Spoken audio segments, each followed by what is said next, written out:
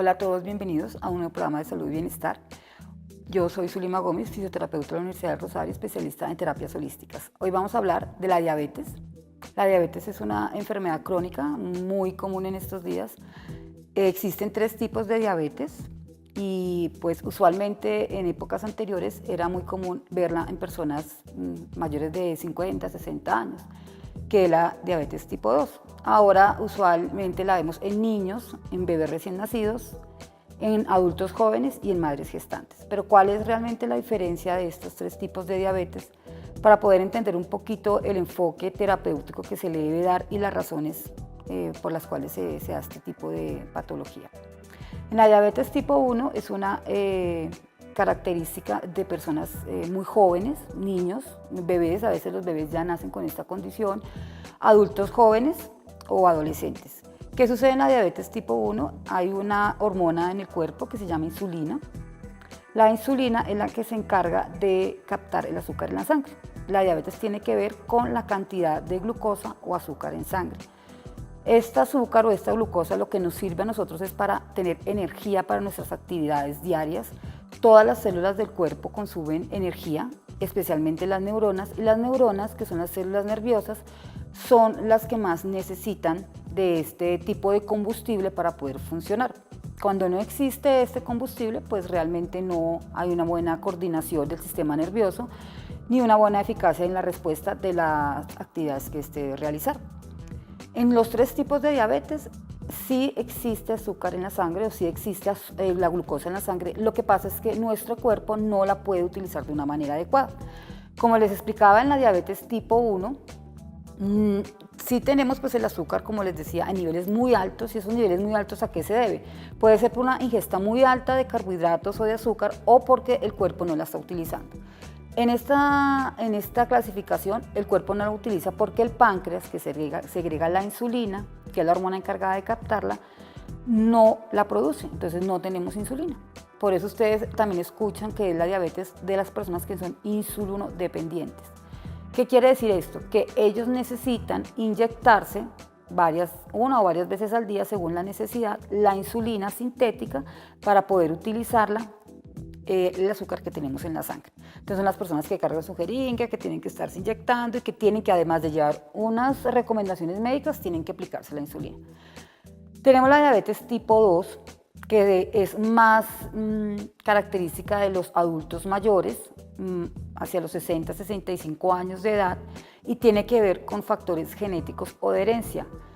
Si tiene predisposición por abuelos paternos, maternos, o familiares directamente relacionados con esta patología, realmente pues la incidencia va a ser muy alta de que la vayan a tener. Tiene que ver también con pues cantidades de azúcar en la sangre muy altos y tiene que ver también con, o porque el páncreas segrega la insulina, o sea, sí hay hormona, pero el cuerpo no la utiliza adecuadamente, o el páncreas ya no la utiliza o ya no la tiene, entonces ya no hay la hormona disponible para poderla captar el azúcar en la sangre.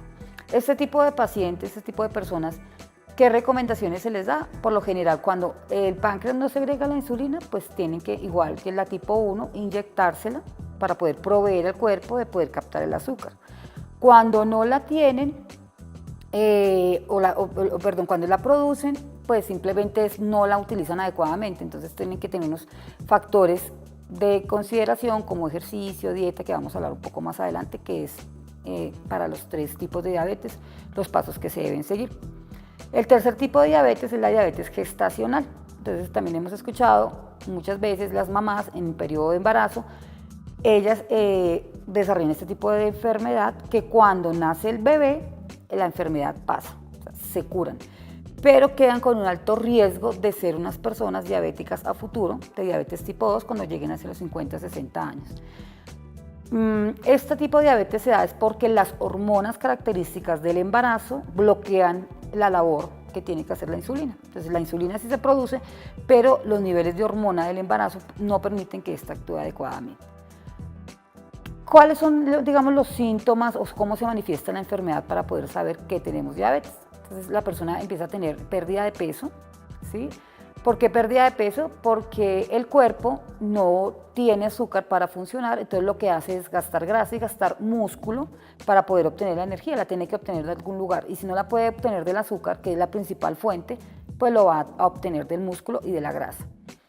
El otro síntoma muy común es sed, entonces son personas que habitualmente tienen bastante sed, tienen la boca reseca, a veces tienen un aliento característico como de tipo ácido.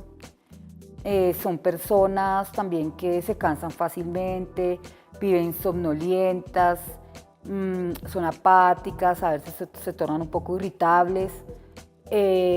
Las personas empiezan ya cuando la enfermedad está muy avanzada, pueden tener orinas con frecuencia, entonces cada ratico están yendo al baño a orinar, no porque la vejiga no tenga la capacidad para mantener la cantidad de orina, sino porque la verdad ellos tienen que estar produciendo o evacuando mucha agua del cuerpo.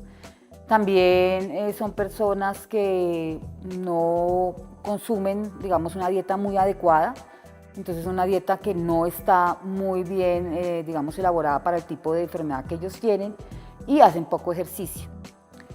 ¿Qué recomendaciones se le da a este tipo de pacientes? Bueno, realmente la diabetes es una enfermedad crónica. Crónica quiere decir que es una enfermedad que a lo largo de la vida se va a mantener, no se cura. Se cura bajo ciertas circunstancias, como ciertos tipos de cirugías restrictivas cuando las personas, digamos, tienen exceso de peso, son obesas y les hacen cirugías de bypass gástrico, de malabsorción alimentaria. En este tipo de circunstancias sí se cura. Pero realmente el resto solamente son cuidados que la persona debe tener a lo largo de su vida para poder mantener unas mejores condiciones de vida. ¿Por qué? Porque al no tener un buen combustible, no tener una buena energía en el cuerpo, lo que empieza a sufrir daños con la enfermedad son los nervios periféricos, y empiezan a sentir y a perder ciertas capacidades como la visión. Ya digamos eso es a muy largo plazo, cuando se ha deteriorado mucho ya la persona, empiezan a tener problemas con los riñones, entonces los riñones empiezan a sufrir y a tener una insuficiencia renal, empiezan a tener una condición que se llama el pie diabético.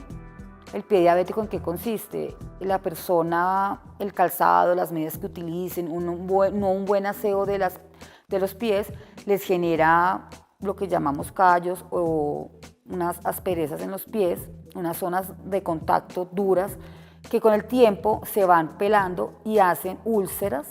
Este tipo de úlceras, cuando la persona ya se da cuenta, porque como ha perdido la sensibilidad periférica, la periférica me quiero decir a larga distancia del cuerpo, o en los extremos del cuerpo, la persona empieza a perder esa sensibilidad y cuando se mira, realmente ya el daño es muy grande, a veces ya tienen gangrena, ya tienen unas infecciones y son pacientes que terminan con amputación del pie, de dedos, de rodilla, hasta de cadera, porque pues empieza a generar una infección a lo largo del cuerpo.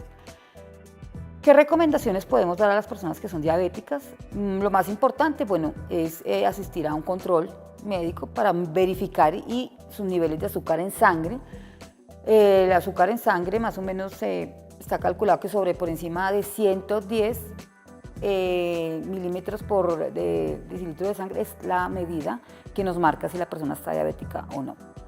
Lo normal es que esté entre 70 y 110, a veces la persona puede estar en 90, 100, ya se puede considerar como prediabética. Entonces, primero, el examen. Segundo, ya con un diagnóstico de qué tipo de diabetes es, entonces si requiere el uso de insulina o no. Si requiere el uso de insulina como en la tipo 1, pues, o en la tipo 2, cuando el cuerpo ya no la tenga, pues colocarse la insulina en los horarios que el médico lo indique. Y tercero, pues estar siempre controlándose. Venden unos equipos, a veces nuestro sistema de salud en los lugares donde vivimos nos los dan para poder todos los días medirnos el azúcar para saber en qué cantidad pues está. Lo más importante de este tipo de enfermedad es la prevención. Realmente si nosotros prevenimos, esto nos va a permitir pues evitar sufrirla a largo plazo, sobre todo las personas de diabetes tipo 2 cuando los factores son de herencia. Entonces, si yo tengo factores de herencia importantes en mi familia, lo primero que yo debo hacer es vigilar mi alimentación, vigilar mis niveles de azúcar en la sangre, hacer ejercicio y mantener unas condiciones lo mejor posible para no sufrir la enfermedad. Para los tres tipos de diabetes, entonces, ¿qué podemos hacer? Vamos a hacer voy a darles unos tipsitos que son, digamos, como lo básico, para, además de las recomendaciones médicas, ustedes deben tener cuenta. Lo primero es una dieta balanceada, una dieta baja en carbohidratos procesados, en azúcar y preferiblemente aumentar el consumo de proteínas, tanto de origen vegetal como de origen animal. El consumo de agua, entonces estar bien hidratados, también mantener un peso adecuado, el peso en los rangos normales, no estar obesos porque el exceso de grasa nos aumenta el riesgo de la enfermedad y nos aumenta también los síntomas. Hacer ejercicio, es muy importante hacer ejercicio, por lo menos 30 minutos a una hora, 5 días a la semana. Puede ser caminatas rápidas, puede ser natación, una actividad física que demande un gasto de energía más alto. Es importante también comer por horarios, entonces la insulina es una hormona que se genera o que el cuerpo la produce de manera cíclica. Cíclica me refiero a que cada cierto tiempo es liberada en nuestro organismo, cada 3 horas el páncreas segrega la insulina para ir a captar azúcar en la sangre para poder tener energía todo el tiempo. Es importante entonces consumir por horarios, no más alimento, sino las 3 comidas diarias que nosotros hacemos, repartirlas a lo largo del día para que tengamos un nivel de azúcar normales en sangre. También hacerse amigo de la enfermedad. Yo digo hacerse amigo de la enfermedad es asistir a talleres. En nuestros sistemas de salud ya ofrecen muchas charlas sobre cómo cuidar y cómo mantener las mejores calidad de vida, los mejores talleres de alimentación para yo poder cocinar en casa, para yo poder tener unos hábitos adecuados de alimento, de cuidado, de ejercicio. Y así, entre más yo conozca la enfermedad, más amiga me hago de ella y mejor va a ser mi calidad de vida.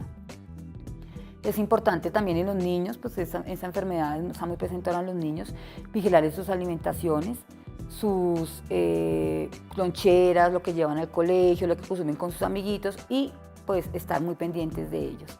Desde el punto de vista de las terapias holísticas, pues se pueden hacer tratamientos alternativos que coayuden al tratamiento médico y poder a la persona darle unas mejores opciones para poder mantener su enfermedad en niveles normales. Cualquier inquietud que ustedes tengan, se pueden comunicar conmigo a través de mis contactos, mis redes sociales, que yo estoy para colaborarles. Muchas gracias.